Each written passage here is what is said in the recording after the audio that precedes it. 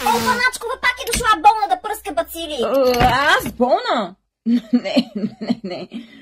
Просто ми влезе нещо в носа.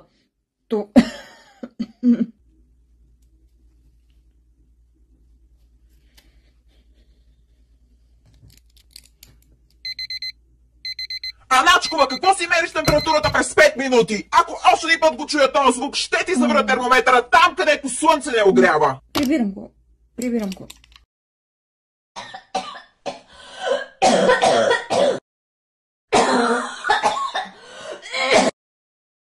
Аначкова!